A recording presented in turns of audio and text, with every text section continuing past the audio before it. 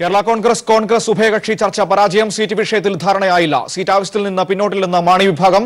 ചൊവ്വാഴ്ച വീണ്ടും ചർച്ച. വിവരങ്ങളുമായി സാലി മുഹമ്മദ് ചേരുന്നുണ്ട്. സാലി, ഇന്നത്തെ സീറ്റ് ചർച്ചയിലും തീരുമാനമാകാതെ പിരിയുകയായിരുന്നോ? 2 സീറ്റ് വേണമെന്ന നിലപാടിൽ ഉറച്ചു നിൽക്കുകയാണോ മാണി വിഭാഗം? ഒരു സീറ്റ് മാത്രമേ നൽകാൻ കഴിയൂ എന്ന നിലപാടിൽ തന്നെയാണോ കോൺഗ്രസും? എന്താണ് വിവരങ്ങൾ? മനു, കഴിഞ്ഞ ദിവസം ഇതിന് ഒരു ആദ്യഘട്ട ചർച്ച നടത്തിയിരുന്നു. അന്ന് ചർച്ച പരാജയപ്പെട്ട സാഹചര്യത്തിലാണ് ഇന്ന് വീണ്ടും ചർച്ച നടത്താൻ തീരുമാനിച്ചത്. അങ്ങനെ ഇരു വിഭാഗം നേതാക്കളും, കോൺഗ്രസിന്റെയും കേരള കോൺഗ്രസിന്റെയും നേതാക്കൾ കൊച്ചിയിലെത്തി ഗസ്റ്റ് ഹൗസിൽ ചർച്ച ആരംഭിക്കുകയും ചെയ്തു. ഏതാണ്ട് 1 മണിക്കൂർ മാത്രമാണ് ചർച്ച നീണ്ടുനിന്നത്.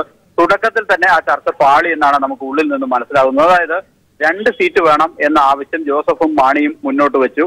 നൽകാനാവില്ല എന്ന നിലപാട് രമേശ് ചെന്നിത്തല വ്യക്തമാക്കുകയും ചെയ്തു. അതിന് ചെന്നിത്തല യോഗത്തിൽ പറഞ്ഞ കാര്യം, കേന്ദ്രത്തിൽ കോൺഗ്രസിന് പരമാവധി സീറ്റ് നേടുക എന്നുള്ളതാണ് ഇപ്പോഴത്തെ ലക്ഷ്യം. അതിന് സഹകരിക്കണം. അതുകൊണ്ട് ഒരു കാരണവശാലും ഘടകകക്ഷികൾക്ക് അധികം സീറ്റ് നൽകരുത് എന്ന് ദേശീയ നേതൃത്വം നിർദ്ദേശിച്ചിട്ടുണ്ട് എന്ന വാദമാണ് രമേശ് ചെന്നിത്തല KM മാണിക്കും PJ ജോസിനും മുമ്പാകെ വെച്ചത്. പക്ഷേ അത് അംഗീകരിക്കാൻ കേരള കോൺഗ്രസ് നേതൃത്വം തയ്യാറായിട്ടില്ല. അതുകൊണ്ട് തന്നെ ചർച്ച അവിടെ വെച്ച് വഴിമുട്ടുകയായിരുന്നു. ഏതായാലും മറ്റന്നാൾ 5-ന് ആലുവയിൽ വീണ്ടും ചർച്ച നടത്താൻ തീരുമാനിച്ചിട്ടുണ്ട് എന്നാണ് രമേശ് ചെന്നിത്തല ഈ മീറ്റിംഗിന് ശേഷം മാധ്യമങ്ങളോട് പറഞ്ഞത്. അപ്പോൾ മാധ്യമങ്ങൾ വീണ്ടും ഇക്കാര്യത്തിൽ എന്തെങ്കിലും പോസിറ്റീവായ നിലപാട് കോൺഗ്രസിന്റെ ഭാഗത്തുനിന്നുണ്ടാവുകയോ അല്ലെങ്കിൽ ഒരു പിന്നോക്കം പോക്ക് കേരള കോൺഗ്രസിന്റെ ഭാഗത്തുനിന്നുണ്ടാവുകയോ ഉണ്ടായിട്ടുണ്ടോ എന്ന് മാധ്യമങ്ങൾ ചോദിച്ചപ്പോൾ രമേശ് ചെന്നിത്തല വാർത്താ സമ്മേളനം നടത്തിക്കൊണ്ടിരിക്കെ തന്നെ KM മാണി ഇടപെട്ടുകൊണ്ട് പറഞ്ഞു, ഞങ്ങൾ അല്പം പോലും അയഞ്ഞിട്ടില്ല, ഞങ്ങൾ 2 സീറ്റ് എന്ന നിലപാടിൽ ഉറച്ചു നിൽക്കുന്നു എന്നുള്ളതാണ്. ചുരുക്കത്തിൽ ഇത് UDF-നുള്ളിൽ വലിയ ഒരു പ്രതിസന്ധിയായി രൂപപ്പെട്ടിരിക്കുന്നു എന്നുള്ളതാണ് വസ്തുത. 2 സീറ്റ് വേണം എന്ന നിലപാടിൽ കേരള കോൺഗ്രസ് നേതൃത്വം ഉറച്ചു നിൽക്കുന്നു. 1 സീറ്റേ നൽകാൻ കഴിയൂ, നിലവിലുള്ള കോട്ടയം മാത്രമേ നൽകാൻ കഴിയൂ എന്ന നിലപാടിൽ കോൺഗ്രസ് നേതൃത്വവും ഉറച്ചു നിൽക്കുന്ന സാഹചര്യമാണ് ഇപ്പോഴുള്ളത്. അതുകൊണ്ട് തന്നെ ഈ 5-ന് മറ്റന്നാൾ നടക്കുന്ന ചർച്ചയിലും വലിയ പ്രതീക്ഷ വേണ്ട എന്നാണ് രാഷ്ട്രീയ നിരീക്ഷകർ കരുതുന്നത്. അങ്ങനെയാണെങ്കിൽ ഒന്നുകിൽ UDF വിടുന്ന സാഹചര്യം ഉണ്ടാവണം, അല്ലെങ്കിൽ കേരള കോൺഗ്രസിൽ ഒരു പിളർപ്പിനുള്ള സാധ്യതയുണ്ട്. അങ്ങനെ 2 സാധ്യതകളാണ് ഇപ്പോഴത്തെ ചർച്ചകൾ വഴിമുട്ടിയതോടുകൂടി തെളിഞ്ഞു വന്നിരിക്കുന്നത്. ശരി, സാലി മുഹമ്മദാണ് വിവരങ്ങൾ നൽകിയത്. കേരള കോൺഗ്രസ് ഉഭയകക്ഷി ചർച്ചയിൽ ഇന്നും ധാരണയായില്ല. ചിത്രയിൽ CPIM പ്രവർത്തകനെ കൊലപ്പെടുത്തിയത് കോൺഗ്രസിന്റെ പ്രതികാര രാഷ്ട്രീയമെന്ന് കോടിയേരി ബാലകൃഷ്ണൻ. കൊലക്കത്തി താഴെ വയ്ക്കാൻ കോൺഗ്രസ് തയ്യാറാകണമെന്നും കോടിയേരി പറഞ്ഞു. കോൺഗ്രസ് പ്രവർത്തകർ കുത്തിക്കൊലപ്പെടുത്തിയിട്ടുള്ള സംഭവം അത്യന്തം പ്രതിഷേധാർഹവും അപലപനീയവുമാണ്. അപ്പോൾ കോൺഗ്രസ്സുകാർ കൊലക്കത്തി താഴെ വെക്കാൻ തയ്യാറില്ല എന്നതാണ് ഇന്നലത്തെ സംഭവം തെളിയിക്കുന്നത്. ഇത്രയൊക്കെ പ്രചരണങ്ങൾ കേരളത്തിൽ നടന്നിട്ടും കൊലപാതക രാഷ്ട്രീയത്തിന് എത്രയും ശക്തമായിട്ട് കോൺഗ്രസ്സുകാർ പ്രതികരിക്കുന്ന സന്ദർഭത്തിലാണ് ഇത്തരമൊരു സംഭവം ഉണ്ടായത്. ഇതിൻ്റെ അർത്ഥം എന്താ? അപ്പോൾ അത് നിർത്താൻ സന്നദ്ധമാകാൻ എല്ലാ പാർട്ടികളും തയ്യാറാണ്. അതാണ് ഞങ്ങൾ അഭ്യർത്ഥിച്ചുകൊണ്ടിരിക്കുന്നത്. ഞങ്ങൾ നിർത്താൻ തയ്യാറാണ്. കോൺഗ്രസ് നിർത്താൻ തയ്യാറുണ്ടോ? ഇല്ലെന്നുള്ളതാണ് ഇന്നലത്തെ സംഭവം തെളിയിക്കുന്നത്. ലോക്സഭാ തെരഞ്ഞെടുപ്പ് തന്ത്രങ്ങൾക്ക് രൂപം നൽകാൻ CPIM കേന്ദ്ര കമ്മിറ്റി യോഗം ദില്ലിയിൽ ആരംഭിച്ചു. സംസ്ഥാന ഘടകങ്ങളുടെ റിപ്പോർട്ടുകളുടെ അടിസ്ഥാനത്തിൽ പ്രാദേശിക സഖ്യ രൂപീകരണങ്ങളെക്കുറിച്ചും കേന്ദ്ര കമ്മിറ്റി യോഗം ചർച്ച ചെയ്യും. പുൽവാമ സ്ഫോടനവും തുടർന്നുണ്ടായ ഇന്ത്യ-പാക് സംഘർഷവും കേന്ദ്ര കമ്മിറ്റി യോഗം വിലയിരുത്തും. ഇന്നും നാളെയുമാണ് 2 ദിവസങ്ങളിലായി കേന്ദ്ര കമ്മിറ്റി യോഗം. നിർണായകമായ ലോക്സഭാ തെരഞ്ഞെടുപ്പിലേക്ക് രാജ്യം കടക്കുന്ന പശ്ചാത്തലത്തിലാണ് CPIM കേന്ദ്ര കമ്മിറ്റി യോഗം ദില്ലിയിൽ പുരോഗമിക്കുന്നത്. 2 ദിവസമായി നടക്കുന്ന യോഗത്തിൽ തെരഞ്ഞെടുപ്പ് തന്ത്രങ്ങൾക്ക് രൂപം നൽകുന്നതാണ് പ്രധാന അജണ്ട. കഴിഞ്ഞ മാസം 9-ാം തീയതി ചേർന്ന പോളിറ്റ് ബ്യൂറോ യോഗം സംസ്ഥാന ഘടകങ്ങളുടെ റിപ്പോർട്ട് ചർച്ചയ്ക്ക് വിധേയമാക്കി. 3 കാര്യങ്ങളിൽ അധിഷ്ഠിതമായി തെരഞ്ഞെടുപ്പ് തന്ത്രം രൂപം നൽകാനാണ് നിർദ്ദേശം നൽകിയത്. BJP-യെയും BJP സഖ്യത്തെയും പരാജയപ്പെടുത്തുക, CPIM-ന്റെയും ഇടതു പാർട്ടികളുടെയും ശക്തി ലോക്സഭയിൽ വർദ്ധിപ്പിക്കുക, കേന്ദ്രത്തിൽ ഒരു മതേതര സർക്കാർ വരുന്നത് ഉറപ്പാക്കുക. ഇതിന്റെ അടിസ്ഥാനത്തിൽ കേന്ദ്ര കമ്മിറ്റി യോഗത്തിൽ വിശദമായ ചർച്ച നടക്കും. നിലവിൽ CPIM ഏതെങ്കിലും ഒരു സഖ്യത്തിന്റെ ഭാഗമായി നിൽക്കുന്നില്ല. ആവശ്യമെങ്കിൽ പ്രാദേശിക സഖ്യങ്ങൾക്ക് അനുമതി നൽകിയേക്കും. പുൽവാമ സ്ഫോടനവും അതിനെ തുടർന്നുണ്ടായ ഇന്ത്യ-പാക് സംഘർഷവും CPIM വിശദമായി വിലയിരുത്തും. News bureau, Delhi. ചിറയിൽ CPIM പ്രവർത്തകനെ കൊലപ്പെടുത്തിയ ഷാജഹാൻ കോൺഗ്രസ് പ്രവർത്തകനെന്ന് കൊല്ലപ്പെട്ട AM ബഷീറിന്റെ സഹോദരൻ സലാഹുദ്ദീന്റെ വെളിപ്പെടുത്തൽ. പ്രതി ഷാജഹാൻ 9 തവണ ബഷീറിനെ കുത്തിയെന്നും തന്റെ നെഞ്ചത്ത് കിടന്നാണ് ബഷീർ മരിച്ചതെന്നും സലാഹുദ്ദീൻ PPTV-യോട് പറഞ്ഞു. കോൺഗ്രസ് പ്രവർത്തകനായിരുന്നു. അപ്പോൾ ഈ കഞ്ചാവും കുടിച്ച് ഇല്ലാതെ ആൾക്കാർ അങ്ങനെ വെട്ടിക്കൊണ്ടുകൊണ്ടിരിക്കുന്നതാണ്. അവൻ നേരത്തെ അവൻ്റെ അനിയനെ കുത്തിയിട്ടുണ്ട്. കോൺഗ്രസ്സുകാരനാണ്. കോൺഗ്രസ്സുകാരനായിട്ടാണ് ഇവിടെ നേരത്തെ പറഞ്ഞതും അങ്ങനെ തന്നെ. കോൺഗ്രസ്സുകാരനെ കൊല്ലുമെന്നൊക്കെ തന്നെ പറഞ്ഞിട്ടാണ് നിൽക്കുന്നത്. ഞാൻ സ്റ്റേഷനിലേക്ക് മൊഴി കൊടുത്തിരിക്കുന്നത്, കോൺഗ്രസ് സർക്കാരിനാണ് കൊടുത്തിരിക്കുന്നത്. ഈ സംഭവം നടക്കുമ്പോൾ നിങ്ങളിവിടെ ഉണ്ടോ? സംഭവം നടക്കുമ്പോൾ ഞാൻ ഉറങ്ങുകയായിരുന്നു. ഉറങ്ങാൻ എണീച്ചപ്പോൾ ഇവിടെ ബഹളം കേട്ട് എണീച്ചപ്പോൾ അയാളെ 9 കുത്തി തള്ളിയിട്ട് അപ്പോൾ ഞാൻ ചെന്നപ്പോൾ ആള് എൻ്റെ തോളിൽ തന്നെ കിടന്ന് മരിക്കുക ചെയ്തത്. സംസ്ഥാനം കൊടും ചൂടിലേക്ക്. സംസ്ഥാനത്ത് കൂടിയ താപനില ശരാശരിയേക്കാൾ 3 ഡിഗ്രി കൂടി. മലബാറിൽ 4 ഡിഗ്രി വരെ ചൂട് കൂടാൻ സാധ്യത. സംസ്ഥാനത്ത് കാലാവസ്ഥയിൽ വൻ വ്യതിയാനമെന്ന് കേന്ദ്ര കാലാവസ്ഥാ നിരീക്ഷണ കേന്ദ്രം. ആഗോളതാപനവും കാലാവസ്ഥാ വ്യതിയാനവും മൂലമുള്ള കനത്ത വരൾച്ചയിലേക്കും ചൂടിലേക്കും കേരളം പോകുന്നുവെന്ന മുന്നറിയിപ്പാണ് കേന്ദ്ര കാലാവസ്ഥാ നിരീക്ഷണ കേന്ദ്രം നൽകുന്നത്. മുന്നറിയിപ്പ് പ്രകാരം വരും ദിവസങ്ങളിൽ പകൽ ചൂട് 3 മുതൽ 4 ഡിഗ്രി സെൽഷ്യസ് വരെ ഉയർച്ചയുണ്ടാകും. മഴമേഘങ്ങളുടെ അഭാവമാണ് കൊടും ചൂടിന് കാരണമാകുന്നതെന്നാണ് മുന്നറിയിപ്പ്. ഇതിന്റെ ഫലമായി സൂര്യരശ്മികൾ നേരിട്ട് ഭൂമിയിൽ പതിക്കുകയും സൂര്യാഘാതം ഉൾപ്പെടെയുള്ള അപകടങ്ങൾക്ക് സാധ്യതയുണ്ടെന്നും മുന്നറിയിപ്പിൽ പറയുന്നു. നിലവിലെ അനുമാനപ്രകാരം കേരളത്തിൽ പകൽ ചൂട് മലബാർ മേഖലയിലാകും കൂടുതലായി അനുഭവപ്പെടുക. പാലക്കാട്, തൃശൂർ, മലപ്പുറം, കോഴിക്കോട്, വയനാട് എന്നിവിടങ്ങളിൽ ചൂട് 6 ഡിഗ്രി വരെ ഉയരാൻ സാധ്യതയുണ്ട്. സെപ്റ്റംബറിൽ കാലാവസ്ഥാ വ്യതിയാനത്തെ തുടർന്നുണ്ടായ കനത്ത പ്രളയമഴയ്ക്ക് ശേഷം സംസ്ഥാനത്ത് കാര്യമായി മഴ ലഭിച്ചിട്ടില്ല. കനത്ത വേനലിന് സൂചകമായി പ്രധാന നദികളെല്ലാം ഇതിനോടകം വറ്റി വരണ്ടിരിക്കുകയാണ്. ഭൂജലവിതാനം സാധാരണ നിലയിൽ നിന്നും താഴ്ന്ന അവസ്ഥയിലാണ് ഇപ്പോഴുള്ളത്. ഇവയെല്ലാം വരും ദിനങ്ങളിൽ വരാനിരിക്കുന്ന കനത്ത വേനലിന്റെ സൂചകമായാണ് വിലയിരുത്തപ്പെടുന്നത്. അതേസമയം ഇടുക്കി, വയനാട് തുടങ്ങിയ മലയോര മേഖലകളിൽ രാത്രികാല ശൈത്യം അതിരൂക്ഷമായ സ്ഥിതിയിലാണ്. പകൽ കടുത്ത ചൂടും രാത്രി അതിശൈത്യവും അനുഭവപ്പെടുന്നത് പല ആരോഗ്യ പ്രശ്നങ്ങൾക്കും കാരണമായിട്ടുണ്ട്. തൊഴിലിടങ്ങളിലെ പ്രവർത്തന സമയം കൊടും ചൂടിന്റെ പശ്ചാത്തലത്തിൽ സർക്കാർ പുനഃക്രമീകരിച്ചിട്ടുണ്ട്. Leslie John, news bureau, Thiruvananthapuram. Cricket ലോകകപ്പിൽ നിന്ന് പാകിസ്ഥാനെ ഒഴിവാക്കണമെന്ന BCCI ആവശ്യം ICC തള്ളി.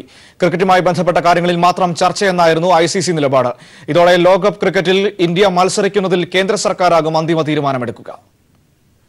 പുൽവാമ ഭീകരാക്രമണത്തിന്റെ പശ്ചാത്തലത്തിൽ ഭീകരവാദം പ്രോത്സാഹിപ്പിക്കുന്ന പാകിസ്ഥാനെ ലോകകപ്പ് ക്രിക്കറ്റിൽ നിന്ന് ഒഴിവാക്കണമെന്നായിരുന്നു BCCI ICCയോട് ആവശ്യപ്പെട്ടത്.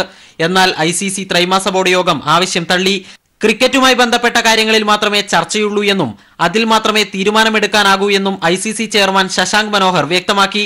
പാകിസ്ഥാൻ ലോകകപ്പിൽ മത്സരിക്കുമെന്ന് ഉറപ്പായതോടെ പാകിസ്ഥാനുമായി ഇന്ത്യ മത്സരത്തിന് തയ്യാറാകുമോ അല്ല ബഹിഷ്കരിക്കുമോ എന്നതിൽ കേന്ദ്ര സർക്കാരാകും തീരുമാനമെടുക്കുക. ലോകകപ്പിൽ ഇന്ത്യൻ ടീം പങ്കെടുക്കണമോ എന്നത് തീരുമാനിക്കാൻ BCCI കേന്ദ്ര സർക്കാരിനെ ചുമതലപ്പെടുത്തിയിരുന്നു.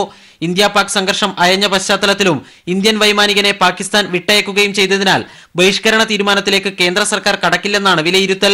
ജൂൺ 16-നാണ് ഇന്ത്യ പാക് ക്രിക്കറ്റ് മത്സരം. അതേസമയം ഇന്ത്യയിൽ നടക്കുന്ന 2021 T20 ലോകകപ്പിലും 2023 ലോകകപ്പിലും പാക് താരങ്ങൾക്ക് ഇന്ത്യ വിസ നിഷേധിക്കാൻ സാധ്യതയുണ്ടെന്നും വിഷയത്തിൽ ICC ഇടപെടണമെന്നും പാകിസ്ഥാൻ ക്രിക്കറ്റ് കൺട്രോൾ ബോർഡ് ICCയോട് ആവശ്യപ്പെട്ടു.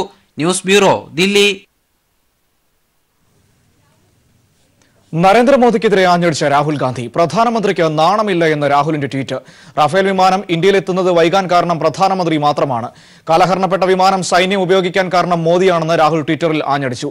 അഭിനന്ദനെ പോലുള്ളവർ എന്തിനാണ് ജീവൻ പണയം വയ്ക്കണം? 30,000 കോടി പ്രധാനമന്ത്രി മോഷ്ടിച്ച് സുഹൃത്തായ അനിൽ അംബാനിക്ക് നൽകിയെന്നും രാഹുൽ ട്വിറ്ററിൽ വിമർശിച്ചു. റാഫേൽ വിമാനം കൂടി ഇന്ത്യക്കുണ്ടായിരുന്നെങ്കിൽ കുറച്ചുകൂടി നേട്ടമായേനെ എന്ന പ്രധാനമന്ത്രി കഴിഞ്ഞ ദിവസം പറഞ്ഞിരുന്നു. അഹന്തയുടെ രാഷ്ട്രീയമാണ് റഫേൽ വൈകാൻ കാരണമായതെന്നും മോദി വിമർശിച്ചിരുന്നു. ഇതിന്റെ മറുപടിയായാണ് രാഹുൽ മോദിക്കെതിരെ ആഞ്ഞടിച്ചത്.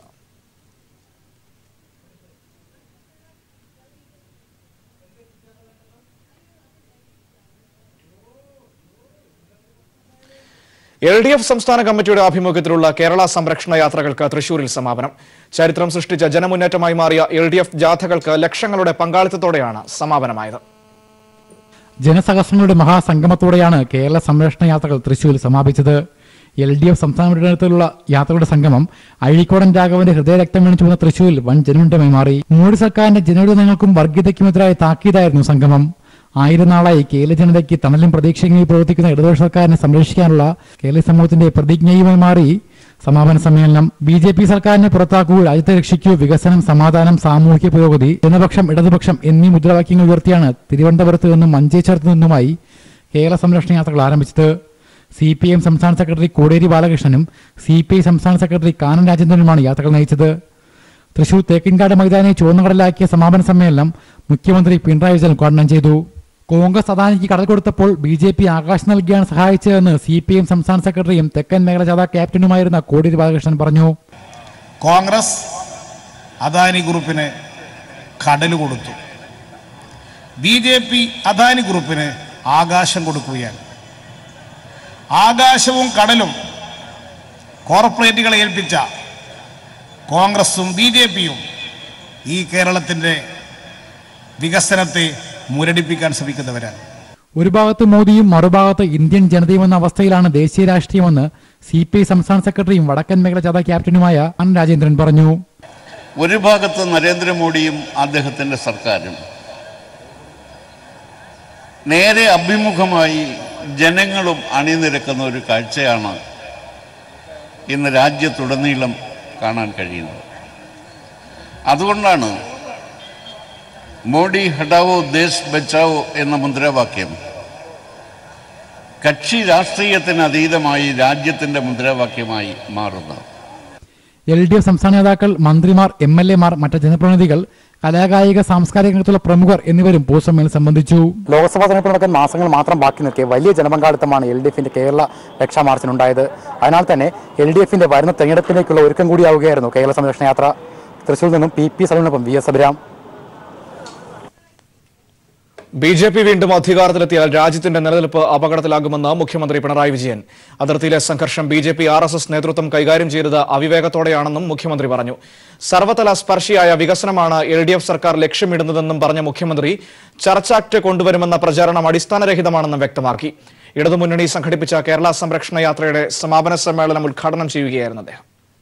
ഭീകരതയ്ക്കെതിരെ ജനങ്ങൾ ഒറ്റക്കെട്ടായി നിൽക്കേണ്ട സമയമാണിതെന്ന് മുഖ്യമന്ത്രി പിണറായി വിജയൻ ഓർമ്മിപ്പിച്ചു. എന്നാൽ ചില BJP RSS നേതാക്കൾ ഒന്നിച്ചു നിൽക്കുന്ന ജനങ്ങളെ ഭിന്നിപ്പിക്കാനാണ് ശ്രമിച്ചത്. സൈന്യത്തെ അപമാനിച്ച RSS തലവന്റെ നടപടി രാജ്യ താൽപര്യത്തിന് നിരക്കുന്നതല്ലെന്ന് മുഖ്യമന്ത്രി പറഞ്ഞു. കേന്ദ്രത്തിൽ BJP വീണ്ടും അധികാരത്തിലെത്താതിരിക്കുക എന്നത് പരമപ്രധാനമാണ്. BJP വീണ്ടും അധികാരത്തിലെത്തിയാൽ രാജ്യത്തിന്റെ നിലനിൽപ്പ് തന്നെ അപകടത്തിലാകും.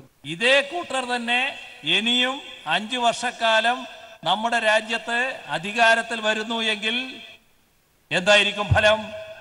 ചിലതെല്ലാം ഇല്ലാതാകും. അതിലേറ്റവും അധികം അപകടപ്പെടുന്നത് നമ്മുടെ രാജ്യത്തിന്റെ നിലനിൽപ്പ് തന്നെയായിരിക്കുമെന്ന് നാം കാണണം. കാരണം രാജ്യത്തിന്റെ നിലനിൽപ്പ് ജനങ്ങളുടെ ഒരുമയിലും ഐക്യത്തിലുമാണ്. ആ ജനങ്ങളെ പല ചേരികളാക്കിയാൽ രാജ്യത്തിന്റെ നിലനിൽപ്പ് അപകടത്തിലാവും. കേരളത്തിൽ LDFനെ ആക്രമിക്കാൻ ചില മാധ്യമങ്ങൾ കൊട്ടേഷൻ എടുത്തിരിക്കുകയാണ്. ഇടതനുകൂല വാർത്തകൾ തമസ്കരിച്ചും തെറ്റായ വാർത്തകൾ പ്രചരിപ്പിച്ചും ചിലർ പകതീർക്കുകയാണെന്നും മുഖ്യമന്ത്രി പറഞ്ഞു. സർവ്വതല സ്പർശിയായ വികസനമാണ് LDF സർക്കാർ ലക്ഷ്യമിടുന്നതെന്ന് വികസന പ്രവർത്തനങ്ങൾ എണ്ണി പറഞ്ഞ് മുഖ്യമന്ത്രി വിശദീകരിച്ചു. 1000 ദിനത്തിന് മുൻപ് നമ്മുടെ നാട് എന്തായിരുന്നോ അതിൽ നിന്ന് നല്ല മാറ്റം വന്നു എന്നുള്ളത്. 1000 ദിനത്തിന് മുൻപുള്ള നാടിനെ പറ്റി ഒന്ന് ആലോചിച്ച് നോക്കി.